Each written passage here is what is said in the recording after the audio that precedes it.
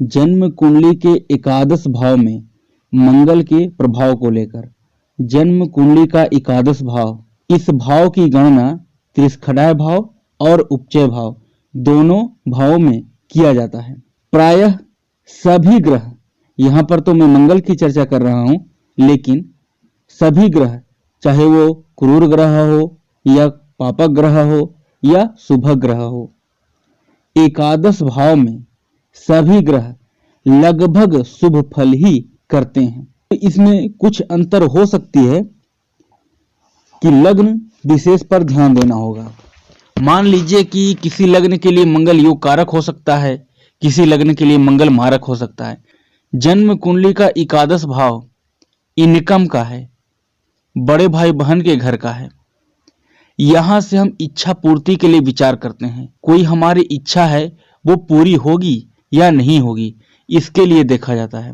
रिश्ते के लिए बड़े भाई बहन, वहीं संतान के जीवन साथी के लिए विचार किया जाता है।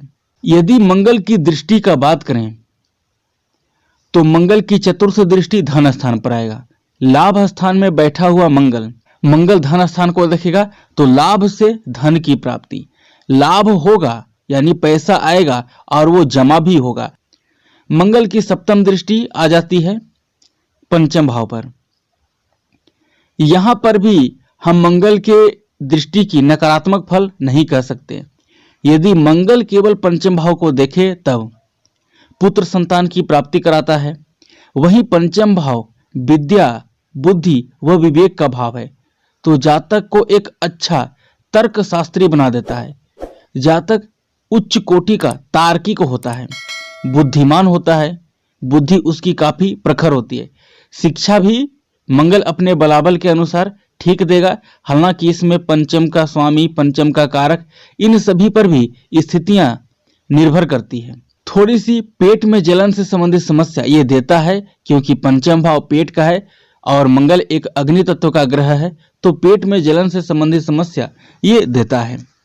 मंगल की अष्टम दृष्टि छठे भाव के ऊपर आ जाएगी। ये भी दृष्टि अत्यंत शुभ फलदायी है, क्योंकि मंगल छठा भाव रोग, चोट, दुर्घटना, कोर्ट केस का है। तो मंगल की अष्टम दृष्टि छठे भाव पर पड़ने के कारण जातक प्रबल शत्रुहंता बनेगा। जातक कोर्ट केस में विजयी होगा।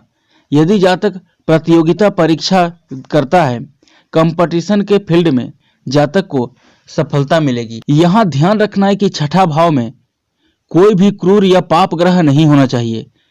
मेरे हिसाब से तो कोई शुभ ग्रह भी नहीं होना चाहिए, क्योंकि यदि शुभ ग्रह बैठेगा तो मंगल उसको पीड़ित करने का काम करेगा।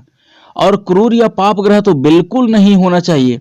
यदि रहेगा और कहीं वो निर्बल है या शत्रु क्षेत्री या नीच का बैठा है और उसे मंगल देख ले, तब उस स्थिति में जातक को चोट चपेट एक्सीडेंट की संभावना भी ये मंगल बनाता है।